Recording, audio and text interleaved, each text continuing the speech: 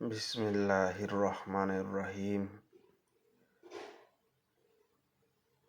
আজকের আলোচনার বিষয় হলো আমাদের স্রষ্টার পরিচয় কি, আমাদের স্রষ্টা কতজন, আমাদের স্রষ্টার ক্ষমতা কেমন, আমাদের স্রষ্টা বর্তমানে কি করছে, আমাদের স্রষ্টা বর্তমানে কোথায় আছে।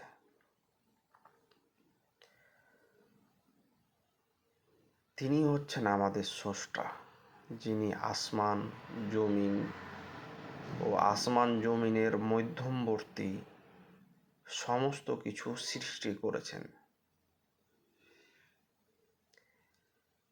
তিনি হচ্ছেন আমাদের স্রষ্টা, যিনি আমাদেরকে অস্তিত্ব দান করেছেন।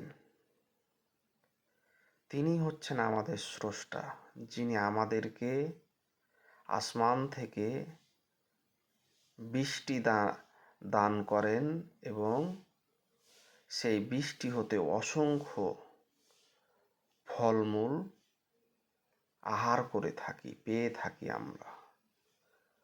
তিনি হচ্ছেন আমাদের স্রষ্টা, যিনি প্রতিটা মুহূর্ত আমাদের রক্ষণাবেক্ষণের জন্যে সূর্য, চন্দ্র, দিন, রাত, আলো, বাতাস সৃষ্টি করেছেন।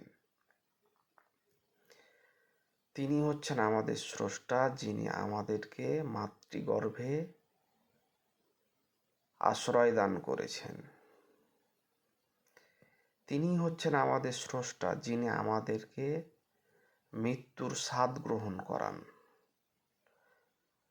তিনি হচ্ছেন আমাদের স্রষ্টা,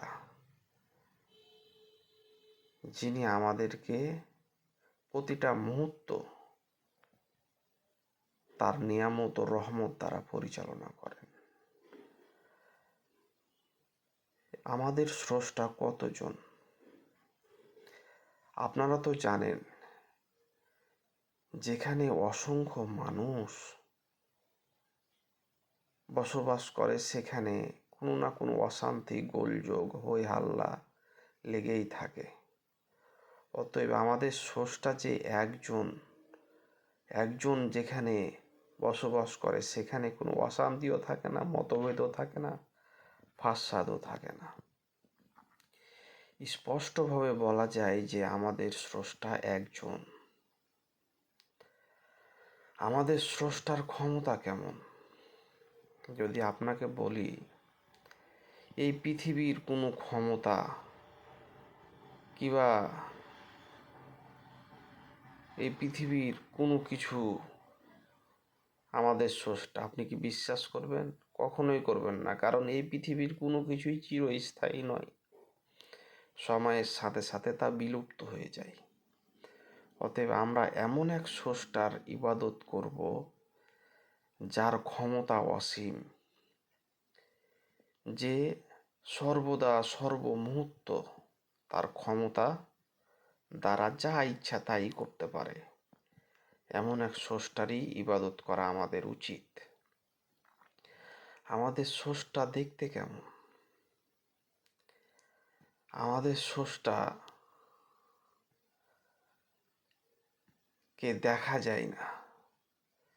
তিনি এতটাই শক্তিশালী আর এতটাই প্রবল যে তাকে দেখার মতো এই চক্ষু আমাদের নাই, এই চোখের ক্ষমতা নাই।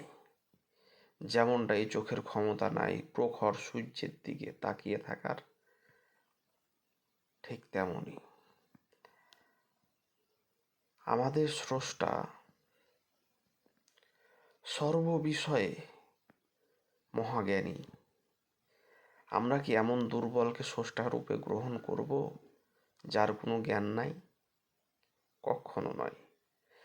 আমরা কি এমন কোনো স্রষ্টা গ্রহণ করব যে কোনো উপকারও করতে পারে না, অপকারও করতে পারে না?